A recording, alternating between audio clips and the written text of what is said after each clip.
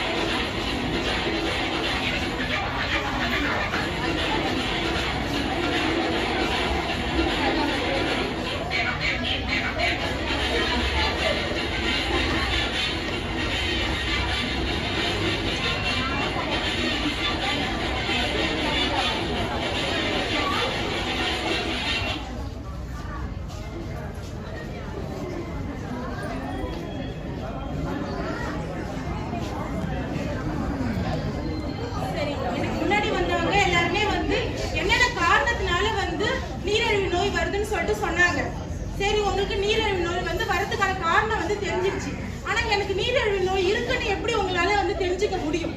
நான் இதெல்லாம் பண்ணனா உங்களுக்கு நீரிழிவு நோய் வரும்னு சொல்லிட்டு காரணம் தெரிஞ்சிருச்சு. ஆனா சில அறிகுறிகள் உங்களுக்கு தோன்றும் இல்லையா? இந்த அறிகுறிலாம் எனக்கு இருந்துச்சுன்னா எனக்கு வந்து நீரிழிவு நோய் இருக்குன்னு சொல்லிட்டு உங்களுக்கு தெரியணும் இல்லையா?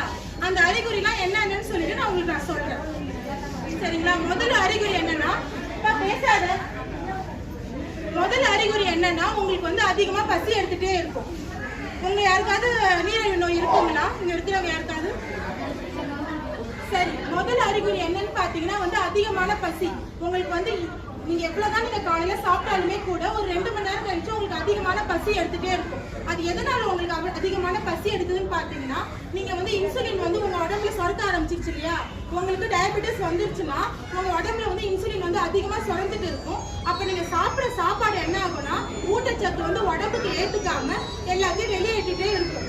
அப்ப என்ன ஆகும்னா வந்து உங்களுக்கு ஊட்டச்சத்து உடம்புல இருந்தாதான் உங்களுக்கு வந்து அது ஜீரணமாகணுங்க, அப்பதான் பசி வரும். ஆனா இதுல ஊட்டச்சத்து உங்க உடம்புல ஏத்துக்காது, அப்ப என்ன ஆகும்னா உடனே உங்களுக்கு பசி வந்துட்டே இருக்கும்.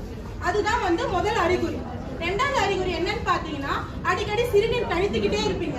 ஒரு அரை மணி நேரத்துக்கு ஒரு தடவை இல்ல 1 மணி நேரத்துக்கு ஒரு தடவை வந்து பாத்தீங்கன்னா நீங்க அடிக்கடி சிறுநீர் கழித்துக்கிட்டே இருப்பீங்க. ஏன் அடிக்கடி சிறுநீர் கழிக்கிறீங்கன்னு பாத்தீங்கன்னா, உங்க உடம்புல வந்து சர்க்கரை நோய் அளவு வந்து அதிகமாகும் போது என்ன ஆகும்னா இன்சுலின் அதிகமா சுரக்கும். அப்ப என்ன ஆகும்னா ரத்தத்துல வந்து இன்சுலினோட அளவு வந்து அதிகமாகும் போது ரத்தத்தோட வேலைப்பாடு என்னன்னா அதுல இருக்கிற வந்து இன்சுலினை வந்து வெளியே அனுப்பணும், ரத்தத்தோட அளவை வந்து வெளியே அனுப்பணும் இல்லையா? அப்ப என்ன ஆகும்னா உங்களுக்கு வந்து சிறுநீர் வந்து அதிகமா கழிக்கிற மாதிரியே இருக்கும். அதிகமா சிறுநீர் கழிக்கும் போது என்ன ஆகும், இன்சுலின் கம்மியாகும், உங்களுக்கு என்ன ஆகும், தண்ணி தாகம் அதிகமா எடுத்துட்டே இருக்கும். அப்ப நீங்க தண்ணி நிறைய குடிச்சிட்டே இருப்பீங்க. ஒரு உடம்புல இருந்து இன்சுலின் வெளியேறினே இருக்கும் போது என்ன ஆகும்னா தண்ணி வந்து நீங்க அதிகமா எடுத்துட்டே இருப்பீங்க. இது மூணுமே தான் வந்து முக்கியமான அறிகுறி. முதல் வந்து பாத்தீங்கன்னா அதிகமா பசி எடுக்கிறது, ரெண்டாவது அதிகமா சிறுநீர் கழிக்கிறது, மூணாவது பாத்தீங்கன்னா தண்ணி தாகம், அடிக்கடி தண்ணி தாகம் எடுத்துக்கிட்டே இருக்கும். ஏன்னா நீங்க வந்து என்ன ஆகும், கிட்னி என்ன பண்ணும், சிறுநீர் வந்து கிட்னியோட வேலைப்பாடால சிறுநீர் கழிக்க என்ன ஆகும்னா உங்களுக்கு தண்ணி தாகம் அதிகமா எடுத்துட்டே இருக்கும். நாலாவது அறிகுறி என்னன்னு பாத்தீங்கன்னா வந்து உடல் எடை குறைவு. ஏன்னா நீங்க எவ்வளவுதான் சாப்பிட்டாலுமே பாத்தீங்கன்னா உங்க உடம்புல இருக்கிற ஆற்றல் வந்து உடம்பு எடுத்துக்காது, அதுல இருக்கிற ஊட்டச்சத்து உடம்புக்கு ஏத்துக்காது. அப்ப என்ன ஆகும்னா உடம்பு வந்து குறைய ஆரம்பிக்கும், உடல் எடையில வந்து மாற்றம் ஏற்படும். நீங்க வந்து உணர ஆரம்பிக்கும். கொஞ்சம் கொஞ்சமா என்ன ஆகும்னா டயபெட்டிஸ் வந்து அதிகமா ஆகும் போது என்ன ஆகும்னா வெயிட் வந்து உங்களுக்கு வந்து குறைய ஆரம்பிக்கும். அடுத்தது வந்து கண் பார்வை வந்து பாத்தீங்கன்னா ரொம்பவே மங்கலா